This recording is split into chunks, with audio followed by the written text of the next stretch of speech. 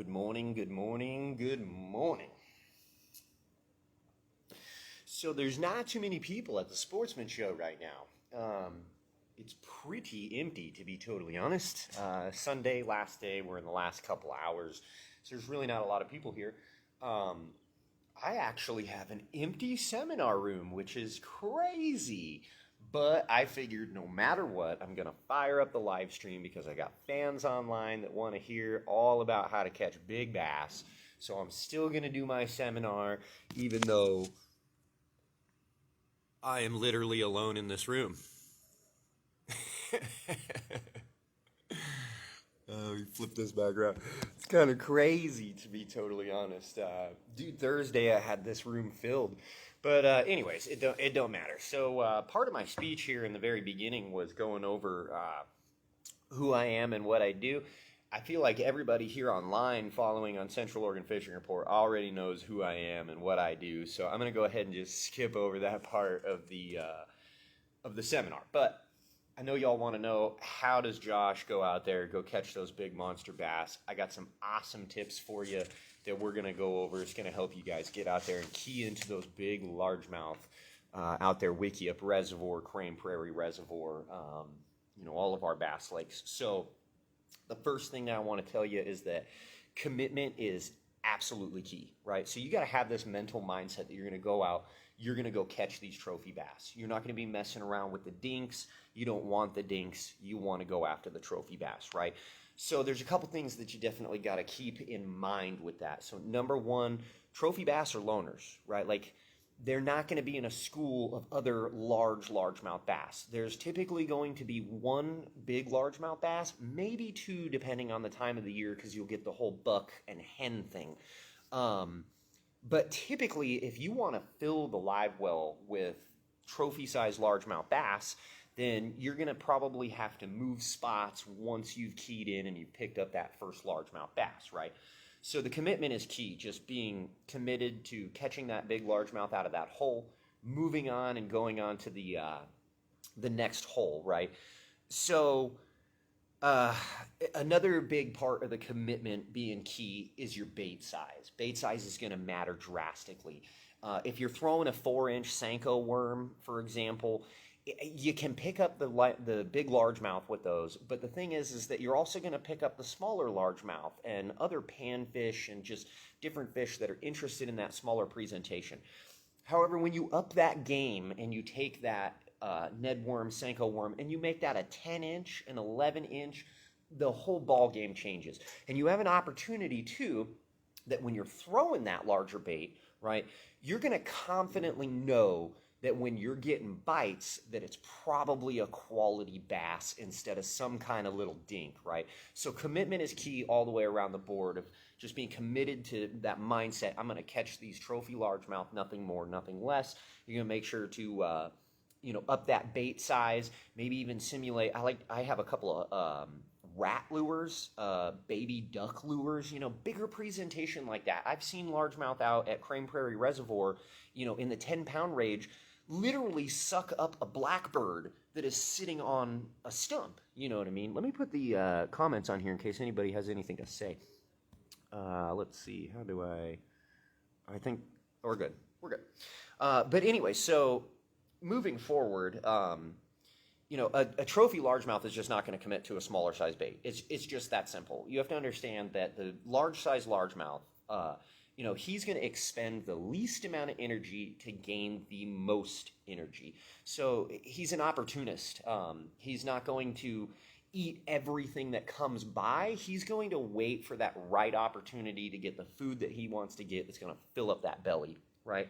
So then going on to the next segment, the next biggest tip I can give you is to check your gear, right? Like, you gotta check your gear. You're gonna go out there, you're gonna get excited. Maybe you're gonna go into a hole, do a little sight fishing. You're gonna see some largemouth hanging out inside the hole. But the thing is that if your gear's not ready, then you're never going to succeed. So, for example, the most common way that I see people lose trophy-sized largemouth is because of gear failure, right? Whether it be that the line's not heavy enough, right? Maybe they're fishing 6-pound monofilament and it's a 10-pound bass, right? You also have to think when choosing your line as well, that you're not only going to challenge the size of the fish, but largemouth are absolutely notorious for running in the weeds, running to a log, scraping up against the rocks. And these are torturous conditions that your line is going to have to overcome. So me personally, I like to throw braid. Braid isn't for everybody, so I'm not necessarily recommending to you to use braid. I know a lot of guys that use monofilament and they still kill it. But me, I like to use a heavier braid. Sometimes I'm rocking 15-pound braid. Other times I'll be all the way up to a 20-pound braid. When I'm working that 20-pound braid and I do have that quality fish on the line and I watch him start going into the logs or going into the weeds, I can confidently know that I'm going to be able to pull him out of that structure and get him to me, right? My line's not most likely going to snap. It still can, of course, but chances are it's not going to snap. So your gear is huge. Another thing to maybe check is make sure that knot's tied tight enough. A lot of times that knot will unslip when it's tested by a large fish pulling on it. Maybe the drag's too tight. That's another really common one, man. Our co-founder, Nate Hayes, we were on this big largemouth bass at Crane Prairie one time, and we were nest fishing, and this thing was probably 10 pounds plus. It was a big bass, right? And we spent 4 or 5 hours trying to get that bass to bite. Well, eventually, Nate gets the bass to bite. And all of a sudden, I hear Nate go, "I got him!" Instantaneously, line snaps, right? Drag was too tight. Didn't even get the chance to fight the fish. So definitely always check your gear. Checking your gear is essentially huge when it comes to largemouth bass. Another super big tip is to approach ready, right? So especially in the month of July, June, we have bass that are beginning to hang out over the spawning beds, whether they have spawned or they're still going to spawn. But the point is, they're going to hang out around an area and most likely not leave. We've probably all experienced this before. When a bass is spawning, you can literally take a rock, throw it in the water at the bass, and he may run for the moment, but he comes right back to that spot because he is nested at that spot, right? So what happens is you come up to the hole, the bass are sitting there, they're sunbathing, they see you before you even have all of your gear ready, right? So you might take 10 minutes after seeing the bass in the cove to prepare your gear and actually start fishing those bass, but you've given those bass 10 minutes to figure out that you're there and that they should move on or just simply get lockjaw and not even bite. So approaching ready is a very, very important step, right? So another thing that I want to talk about is maximizing your success with timing, right? Timing's everything, okay? So the absolute best time, I'm going to repeat that, the absolute best time to catch trophy largemouth bass is under low light conditions. Let me explain why instead of just telling you that. Everybody knows that fishing early in the morning and fishing late in the evening is usually the best when it comes to fishing, right? But the thing is there's a science behind it. Every lure has a flaw, okay?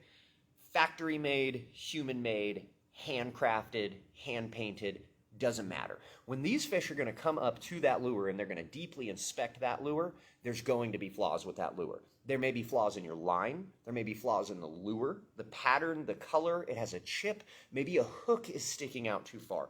Any of those variables is going to cause that bass to not commit. But he is less likely to see those flaws if it is in low light conditions. So that is why early morning, late evening works really well. And even inside states that you can fish at night, obviously night fishing is a great opportunity as well too, because they can't see those flaws in the lure. Another great time to maximize your success with timing is in prefrontal conditions. So during like just before a rainstorm or even during the rainstorm, right? So not only are the clouds during this rainstorm going to create this low light condition during the middle of the day for you, which is wonderful, right? But it also, the bass know that when this rainstorm is coming in, that they need to stock up on food. And they're going to do that. They're well acclimated to biometric pressure, lunar, all those types of things. And they're going to know well before human beings know that there is a storm coming in, and they are going to feed heavily before that storm. So when a storm is happening, you have that combination of that the bass are going to feed really, really hard to fill their bellies before the storm, but the storm itself is also creating some low light conditions for you to work with. So that's a couple ways to maximize your success with timing. Another one is midday, right? Like if it is just an absolute bluebird, sunny, beautiful day, right? In the middle of the day, it's going to get the hottest, and bass love to sunbathe, right? So this is a chance where maybe bass that are holding down deeper, the sun comes out and they're getting good, sun exposure, so they're going to actually lift up in that water column, and they're going to be hanging out right underneath the surface. This is a great opportunity for you to sight fish, right? If it is the absolute middle of the day and it is just hot as can be, this is a great chance to maybe move around the lake, check different holes, because the bass will probably present themselves and show you that they're there pretty quickly. If you know that there's a largemouth or smallmouth, whichever bass species you're chasing, spotted bass, if you know that they are in that hole, you are a lot more confident to sit there and cast over and over and over again to try to get that bass, right? Opposed to having no clue whether or not there's even a nice quality largemouth in the hole, you're going to probably lose interest pretty quick and move on. So midday is a great opportunity for bass to show you that they're there and for you to capitalize on them. So beyond that, that's like the best times to fish, right? So I think a lot of people already know this, but I'm going to go ahead and go over the best places to fish for trophy largemouth, right? So the thing is that bass have a pecking order, okay? So this means that the biggest bass is going to take the most prime real estate, okay? Just like us human beings, person with the most money's probably going to buy the nicest house, right? Come on. Biggest bass is going to take the most prime real estate. So spots that you're going to look for is obviously logs, rocks, but here's one you might not have heard of, where the rock transitions into the sand line. That's another really popular spot. Weeds, everybody knows weeds, right? Again, another popular spot people don't think of very much is where the weeds end up becoming the rocks. Right on that line, there's usually large fish hanging out. Boat docks. Everybody knows, obviously, that bass like to hang out by boat docks. Reeds, I know I said weeds, but I'm talking reeds, more of the thicker, coming up out of the water type thing, and so on and so forth. But one thing that you're going to really want to understand about these different structure types is that these bass are going to try to get as thick into those structure points as they can. Most people think that bass are going to hang out like there's a log and they're going to hang out right on the edge of that log, you know what I mean, and kind of watch and observe and maybe ambush prey on the way out. That's really not the case. Big largemouth like to be in the thick of it, the absolute middle. A great example is, let's say, a boat dock, right? He's not going to be right around the edges of the boat dock. He's probably going to be like dead center, way underneath, as far under that boat dock as he possibly can. So you're going to want to keep that in mind and figure out, how am I going to get my lure, my bait, whatever it is you're working, down into that real thick area where that bass is hanging out, right? You might lose a bit of gear doing this, but the reward's going to be well worth the payoff, right? So that's some great places to look for the big bass.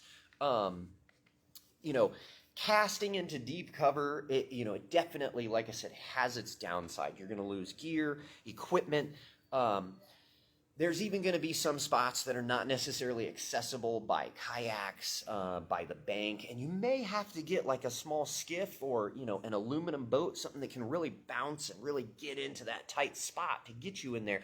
But when you do get in there, if you are noticing that, man, this is just almost impossible for me to fish, then that means there's a big largemouth there, guaranteed, because he's looking for that kind of cover. Throwing into the weeds, low branches, other structure, it's going to increase your chance of snagging lines, losing gear. But that's all a part of bass fishing. But what it's going to do is it's going to increase your ability to catch some trophy largemouth bass, right? So then moving on from there, a lot of times bass can be finicky, right? They'll have lockjaw. Maybe just the pH isn't right, they're not feeding. Maybe you're going to run into a big largemouth that already has an absolutely stuffed belly, right? Like we've all seen pictures of largemouth that, they are just literally to the brim. That belly is just overflowing, and you literally question why or how did that bass even bite in the first place? I mean, it's stuffed beyond its ability. Why would it even try to feed again? Well, the thing is that with bass, you can force a bite. You can force bass to bite. You just got to know how. So bass are really, really aggressive. I don't think I have to tell any of you this, but knowing that they're opportunists and they're constantly aggressive, you can use to your advantage. So casting over and over in the same area can be really, really effective. That bass seeing that go by over and over and over and over again, eventually he's going to get tired of watching that thing go by. Well, the bass's best way that he knows to get rid of that thing is, well, I'm just going to eat it, and then I'm never going to see it again, right? I'm going to smash that thing. Even if his intention is to just bite it and rip on it a little bit and drop it and doesn't even have the intent of actually eating it, the fact that you're fishing, all he's got to do is get it in his mouth, and then you're good to go, right? So try and force that trigger response.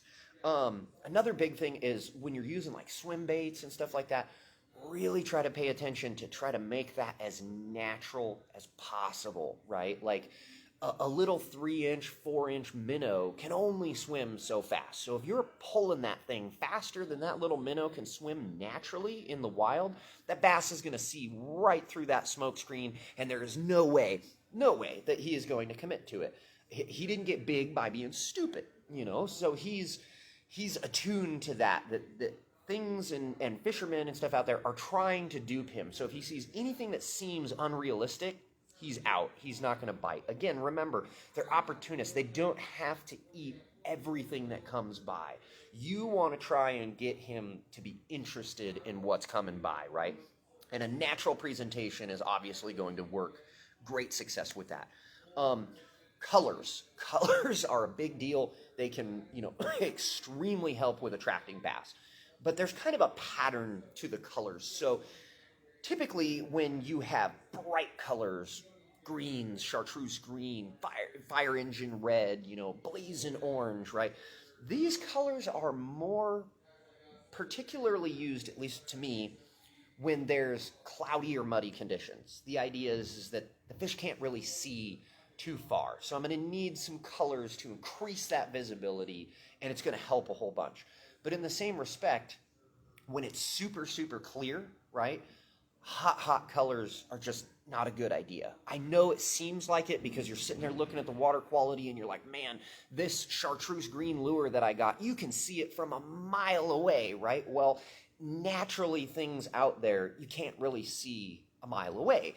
The fish and other wildlife out there, as the water clarity changes, their bodies adapt to it as well. We've all seen bass, for example, be a really dark color before, where they're hiding in murky water, right? And they're adapted to that color. And then we've also seen bass where they're super bright green and you can really see the visible, vertical markings on them or horizontal markings, depending if it's a smallmouth or a largemouth.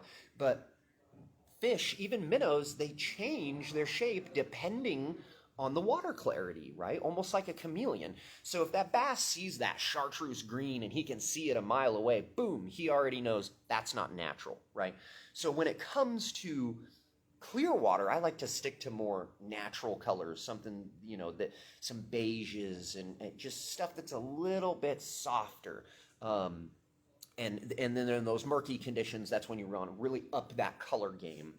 The next thing I want to talk about is the hook set. The hook set when you're fishing for trophy-sized largemouth is super, super important. You got to remember that bass have big mouths, especially largemouth bass, right? Like it completely opens almost like twice, like extends out and then opens.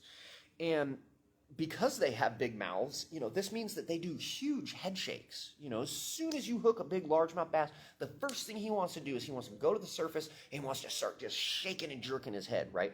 Well, if you're not paying too much attention to your hook set, it's going to be loose. And when he comes up and takes that first head shake, he's just going to throw it on out, right?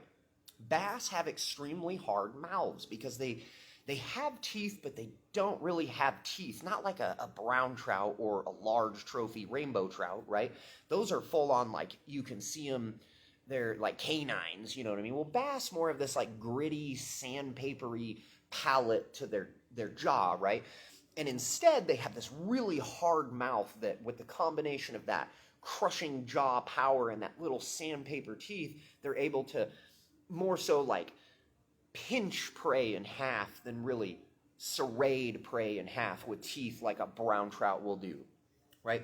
So that being said, obviously you don't want to set the hook like it's a whale, but they have a hard mouth, almost like fishing for like a Chinook salmon. So you're going to want to make sure that you bury that hook down in there so that when he goes to do those big head shakes, he's not going to spit that lure out, right?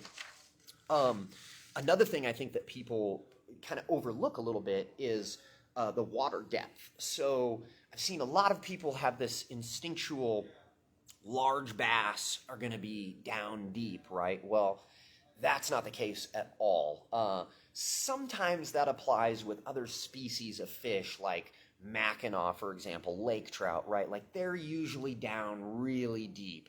Bass, not so much, right?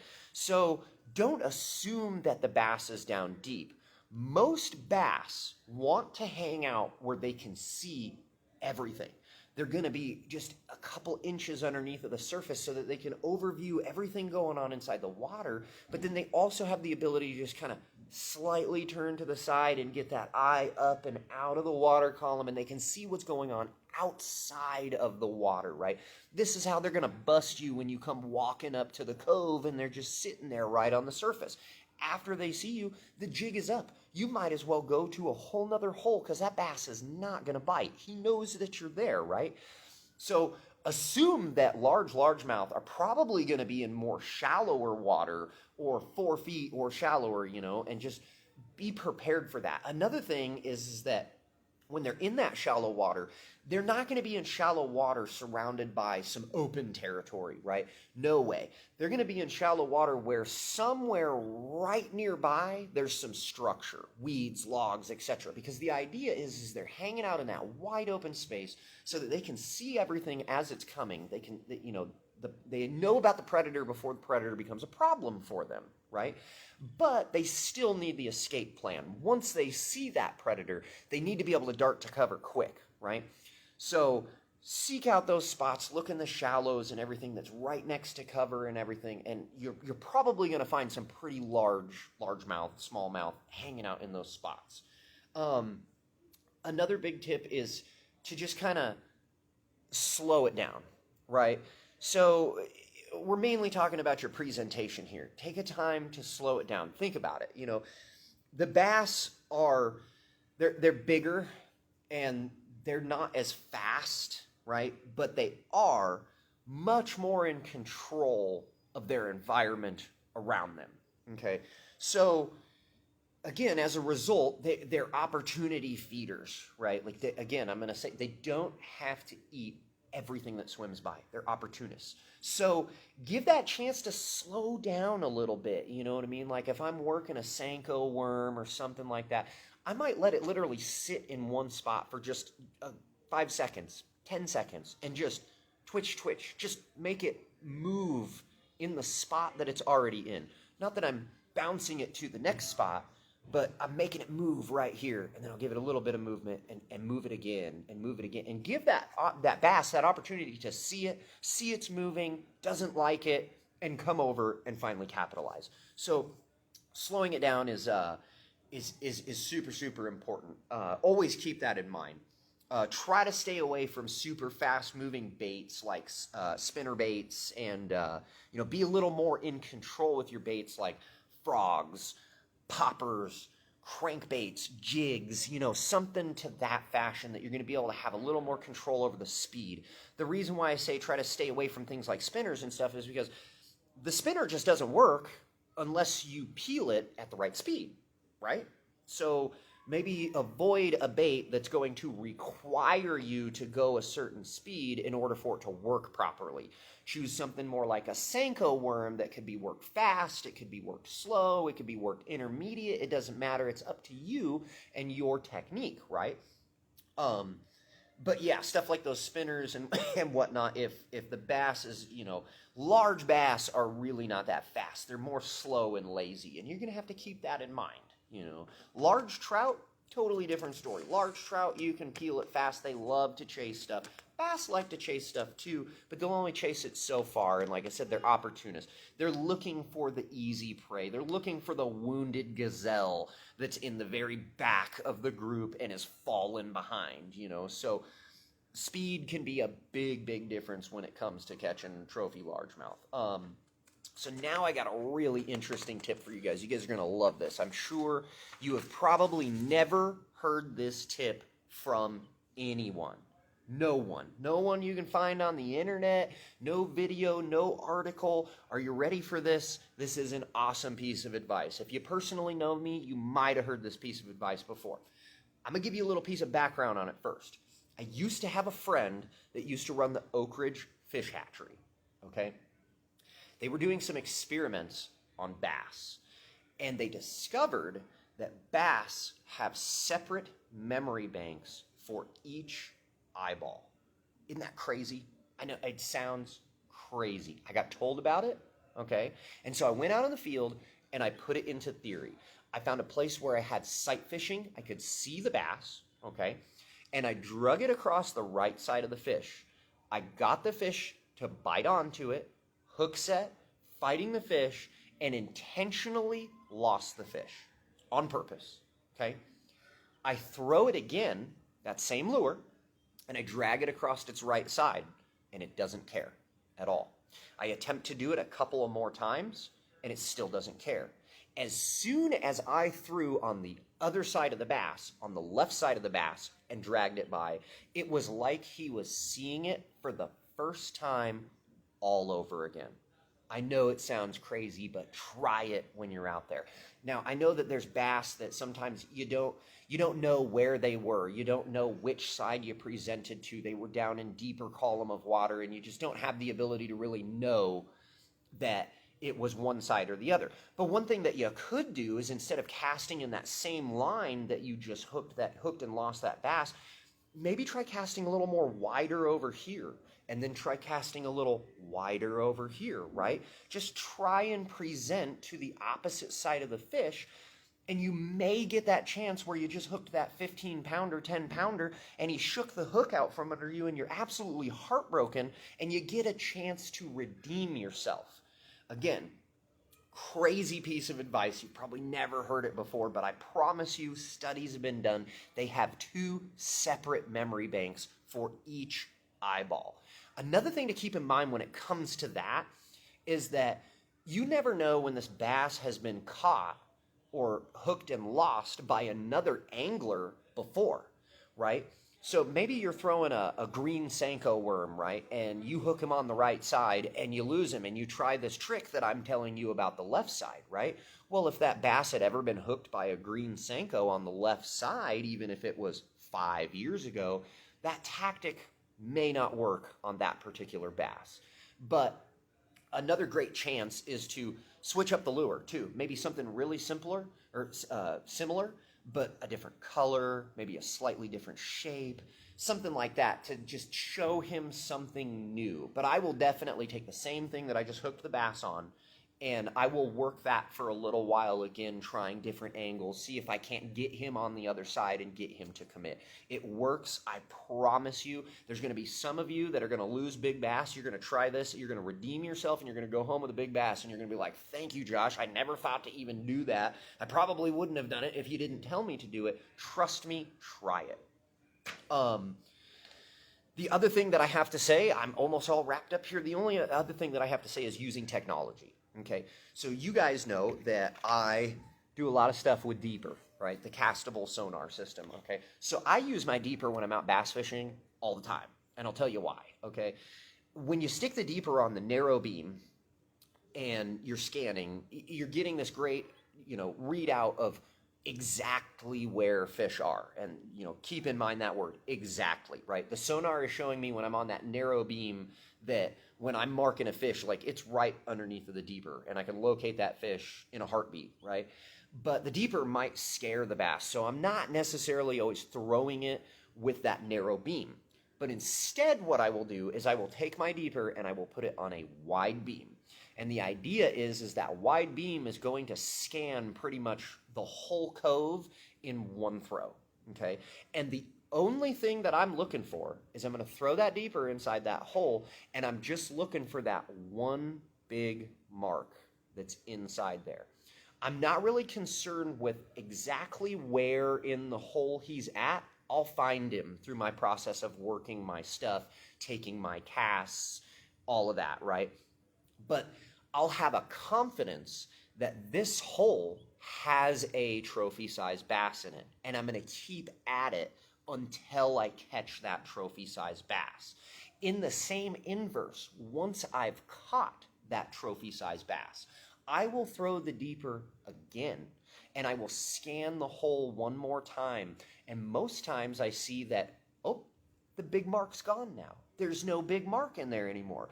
Again, I have the confidence that I've taken the only trophy bass inside this hole, and I've put it in my live well. So now I have that confidence to go to the next spot instead of hanging out in this spot where I'm going to waste my time because there's no more trophy bass hanging out in that hole, right? It's also going to help you for when you come up to a hole and there's just no trophy bass in that hole to begin with. You're going to come in, you're going to throw the deeper. In 60 seconds or less, you're going to know that this hole is not worth my time. I need to move on to the next hole. Obviously, you can use other different types of sonar than the deeper to accomplish this goal. I personally like the deeper because it is a castable, portable sonar. So even if I'm on my boat where I have my Helix 7 Hummingbird, right? It's a $600-700 fish finder. Can't remember exactly what I paid for it, but it's an expensive fish finder, right? Like it's got all the bells and whistles and chart plotter and blah, blah. But I'm going to have to drag my boat over the hole in order to read that cove, right? Whereas the deeper, I can stay back and I can not go in the cove with my boat, right? And I can cast the deeper over into that hole, and I can read sonar of what's going on inside that hole without spooking everything by the presence of my boat. And that is super crucial. Obviously, you guys know I'm always pitching deeper. It's a great product and everything. I would say if you were to buy a deeper, like if you're big into bass fishing, dude, if there's one good reason to buy a deeper, that's the one right there. The fact that you can scan the area that you want to fish without ever putting your boat or yourself in that position first and spooking those fish. The fish are pretty used to things falling from the sky and landing on the water. Birds are going to fly over with fish that they caught and they're going to drop them. Robins are going to drop night crawlers from the sky. This is pretty much the number one reason why bass like to eat worms is because the birds drop them from the sky over top of the lake, and that's how they get them. Sure, night crawlers do end up from the soil, just ending up in the lake, but that doesn't happen that often because they're smart enough to know as they get closer and closer inside the dirt and it starts to get more solidified with water that they should probably go the other way. It's a lot more likely that they see a night crawler inside the lake naturally because it was dropped by a bird. So fish are not so spooked out, all of them, trout, bass, whatever, they're not so spooked out about something hitting the surface. I mean, it could just be another fish jumping for all they know, right? So that topwater disturbance doesn't always scare them. If anything, it interests them for the most part. Hello. But yeah, use your technology as much as possible to key in and hone in on these bass. And I hope you guys have a great bass season out there this year. We're getting close to everything starting to warm up, thank God. And all them bass are going to start really heating up. Crane Prairie Reservoir is going to open and Wickiup. I don't know how Wickiup's going to sustain this upcoming year, you guys, to be totally honest. When they drained it out, I was catching largemouth bass out of the Deschutes River on pretty frequent. So I'm pretty sure most of the bass from Wickiup Reservoir have gone down the Deschutes River, and they're probably holding up in Lake Billy Chinook now, unfortunately. But Crane, Davis, all those places are going to open up soon, and I hope that you guys get the chance to use some of these tools and tips that I've had the opportunity to share with you guys today.